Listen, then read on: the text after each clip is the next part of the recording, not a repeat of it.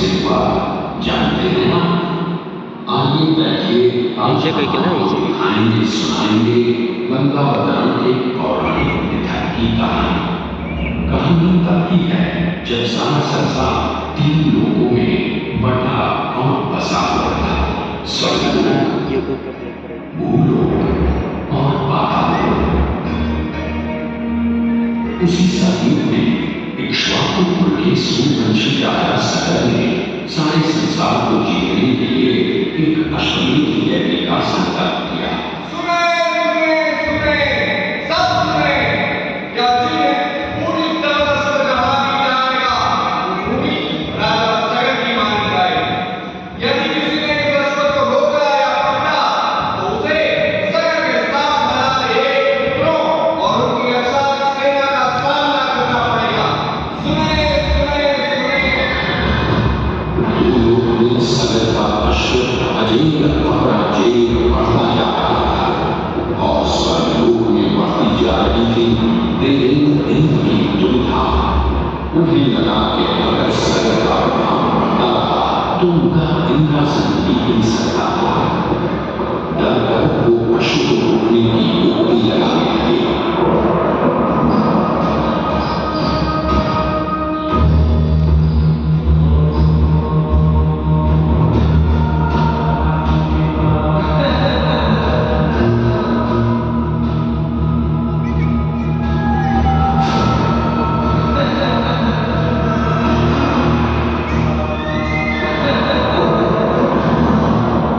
तभी घोड़े की रक्षा को निकले 7,000 सरल तूफान आ पहुंचे। ऋषि कपिल के पास घोड़े को बंधा दे सदर पुत्रों ने ऋषि को घेर लिया। आपकी होगी छठी, हमारा अश्व चुराकर साधना का नाटक कर रहा है कपटी सन्यासी। अपना अश्व तो हम ऐसे ही ले सकते हैं, किंतु अश्वमेध का अश्व बांधने वाले को दंड देना हमारा धर्म है। आंखें खोल। वाजान कुमारों, यदि कपिल ऋषि ने खोल दिया तो तपस की जवाब से तुम सब हो जाओगे राख। सूर्य के वंशजों को आग से डराता है भूत। अगर तूने तुरंत आंख न खोली तो अभी तेरा दम भीतर तेरे घर से अलग करता हूं। घोड़ा छोड़।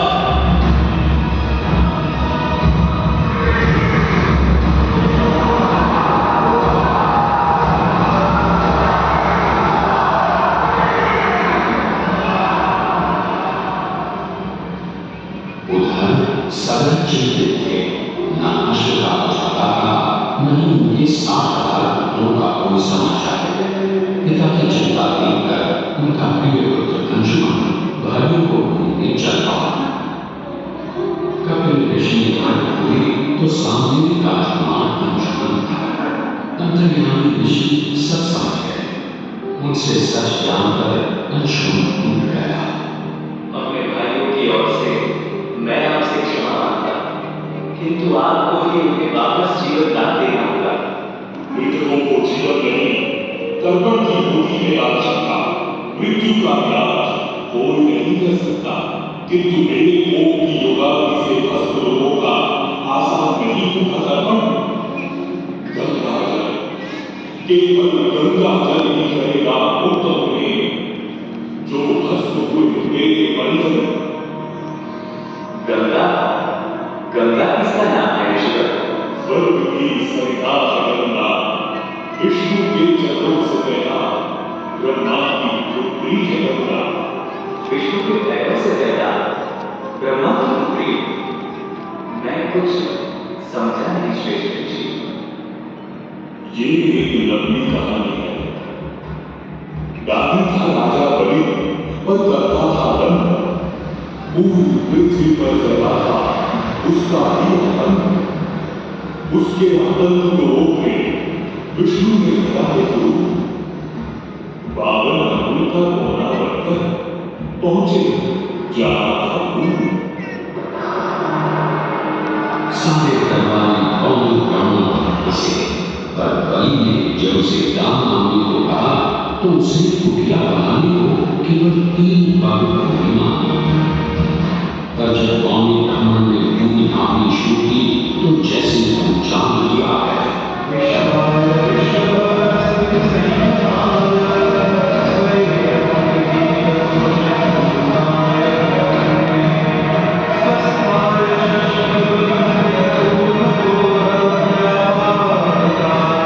कौमी ब्राह्मण ने पहले ही पल में सारी पृथ्वी नाप ली।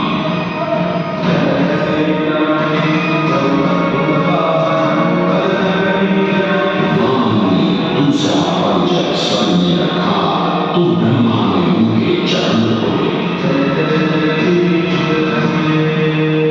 विष्णु के चरणों से निकले उस चरणामृत को ब्रह्मा ने अपने कांधों में बहा लिया। बलि, अब तीसरा पग कहाँ है?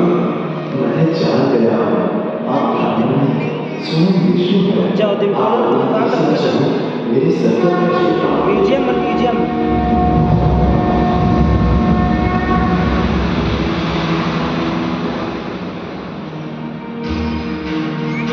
हाँ सही है, बनारस। पवित्र किंतु चंचला, आज से तू मेरी पुत्री और नाम तेरा गंगा।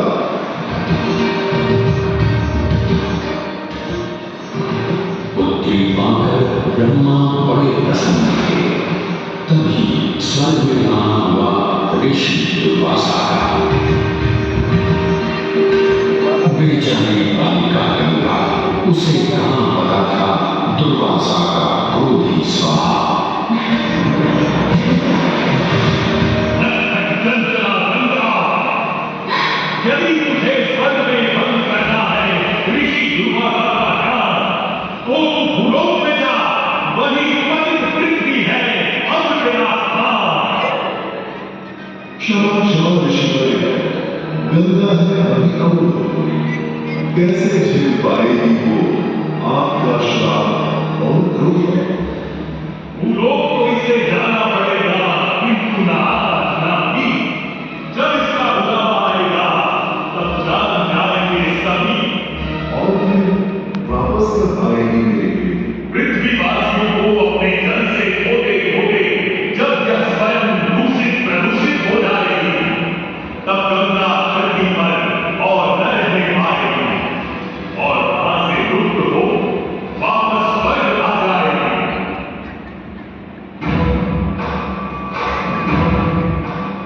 अंशुमन को अपने भाइयों के तर्पण के लिए गंगा को लाने का बहुत मन था, किंतु किसी को राजधर्म ही तो निभाना और रात ही चलाना था। देखते देखते 7 पीढ़ियां गुजर गई, पर 7 पुष्पों के बाद राजकुमार भगीरथ ने राजा बनने से साफ इनकार कर दिया। क्षमा कीजिए, क्या आवश्यक है कि राजा का बेटा ही राज संभाले? मैं पहले तपस्या करके ब्रह्मा से गंगा को मानकर पृथ्वी पर लाऊंगा और उसके पावन पवित्र जल से अपने 60,000 पूर्वजों का तर्पण करूंगा। भगीरथ दूर एक जंगल में स्नान कराकर बैठ गए और ब्रह्मा का आह्वान करने लगे।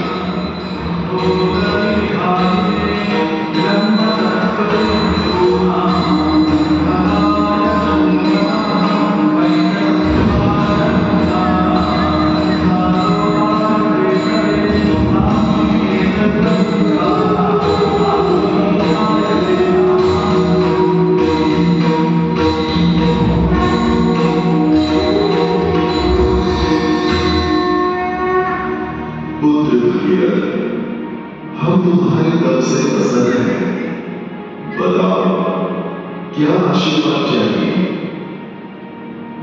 भगवान, मेरे पूर्वजों के तर्पण के लिए मुझे आपकी बेटी गंगा चाहिए। ब्रह्मा समझ गए कि गंगा की पृथ्वी पर जाने और धरती वासियों का कल्याण करने का समय आ चुका है, पर उन्होंने एक चेतावनी दी और कहा कि यदि गंगा स्वर्ग से सीधे धरती पर गिरी तो सारी धरती ही नष्ट हो जाएगी और पृथ्वी को छीनते हुए गंगा सीधे पाताल में पहुंच जाएगी। इसलिए उन्होंने भगीरथ को सुझाव दिया कि वो भगवान शिव शंकर को मनाए, ताकि जब गंगा स्वर्ग से नीचे उतरे तो वो उसके तीर्थ को अपनी जटा में थाम ले। भगीरथ ने एक अंगूठे पर खड़े होकर भगवान शंकर को मनाने के लिए शिव शंकर का जाप शुरू कर दिया।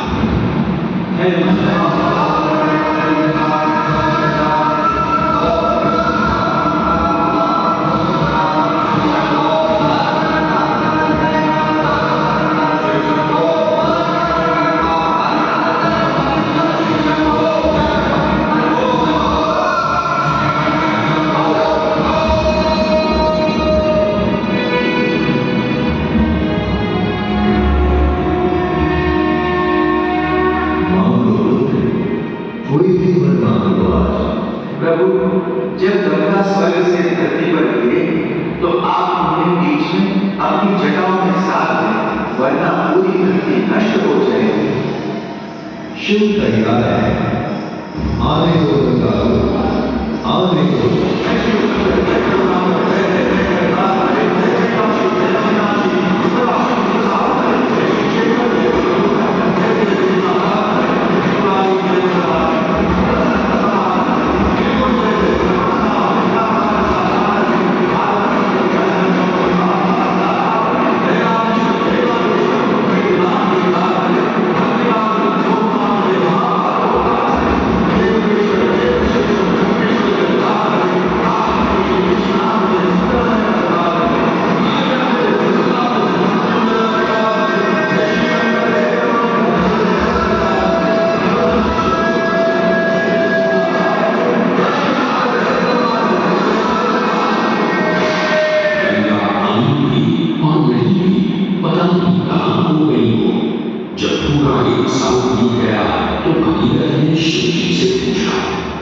गंगाधर भोलेनाथ ने कहा कि गंगा उनकी जटाओं में ही भटक रही थी, पर फिर मुस्कुराते हुए उन्होंने गंगा को अपनी जटाओं से मुक्त कर दिया।